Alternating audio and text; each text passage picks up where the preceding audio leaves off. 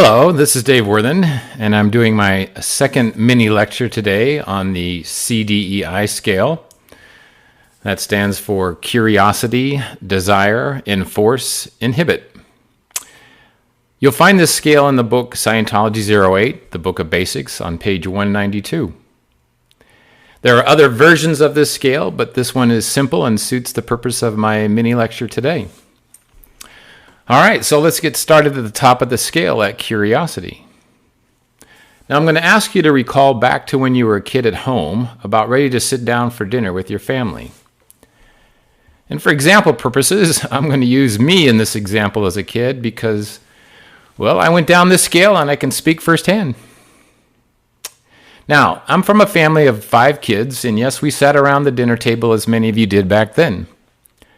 My mom was a great cook, and I was always curious about what she would make for dinner. And I could tell from the aroma she was making chicken, one of my favorites, but I wasn't sure what else she had in store for us. That's where desire kicked in. I remember having this desire to see what else she made, like this was her art, you know? So here we are at desire. And then we all sat down and I saw the mashed potatoes and it was like, yum. But then I saw the peas. Yuck. You know, as a kid, I did not like peas. I do now. But to be honest, I was hoping to get out of eating those dang peas, but that was not going to happen. My mom and dad were unified in their philosophy that you eat your peas. Well, that's a bit of enforce, see? Now, I'm willing to bet that many of you might have done what I did next. Yep, you're looking now at Inhibit. See, I didn't like the peas, and even worse, I didn't like the enforce of eat your peas or no dessert. So when my parents weren't looking, I scooted some of those peas into my napkin on my lap underneath the table. You know, to make it look like I ate them, right? This is Inhibit. Inhibit simply means to hold in check or restrain. So I'm sitting there nervous as hell to see if I can get away with this. Can you relate? All right, so that's the CDEI scale in a simple example. Now here's another example that I'm sure all of us have experienced at some time or another as adults. So you decide to go shopping for a new blouse if you're a woman or a new shirt if you're a guy. I'll use a woman in this example. Okay, so you walk into the women's clothing section and see some blouses marked on sale. You're curious about what they have because sales don't always mean they have the quality that you're looking for. But as you get closer to the sales rack, your desire kicks in because you see some really nice white blouses. And then from out of nowhere comes a sales clerk in her 50s who imposes herself in your space and abruptly says, "Can I help you find something?" You know this feeling? Yep, that's enforce. You feel the enforce of the sales pressure from the sales clerk. Now, to be fair, this isn't true of all salespeople, but we've all experienced the salesperson that is at enforce. They're too imposing. A good salesperson would not do it like that. Because why? Because when you feel the sales pressure of enforce, what do? That's right. You go down to Inhibit, see? And what do you say to her? "No, thank you, I'm just looking." The sales clerk nods her head, but she's not going away. She continues to impose on your space. Is there something specific you are looking for? See, more enforce. And listen, you can ask this question without being at enforce as a salesperson. The difference as a salesperson is, are you inviting them to be in communication with you? Or are you being a tad too pushy before there's even a sale? Well, when you feel too much enforce, like having to eat your peas, your inclination is to get away. You go down to Inhibit. See? You feel like you don't want to shop because she's so imposing, you know?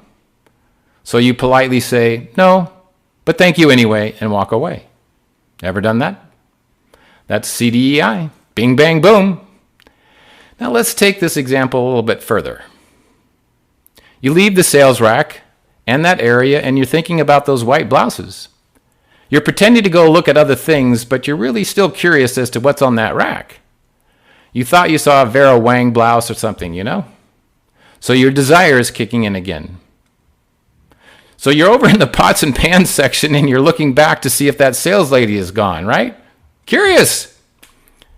But you're bumping up against the enforce, almost like a force field of some kind.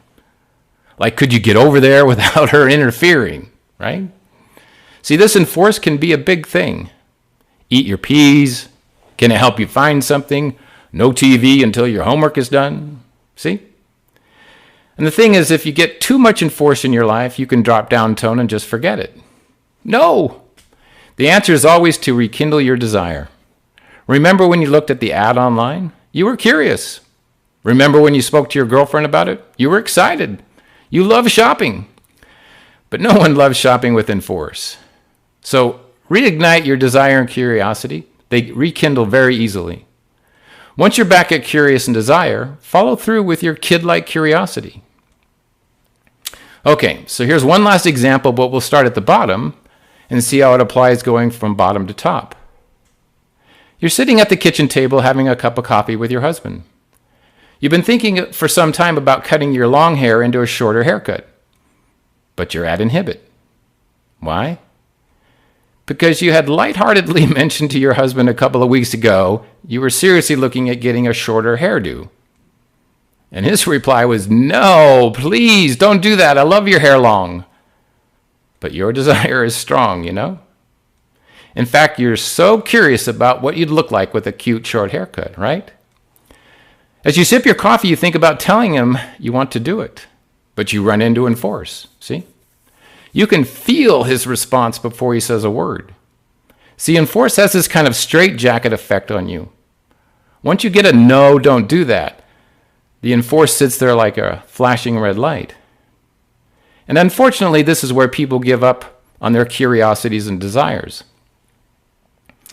Someone comes along and puts a big steel bar no in front of your desire.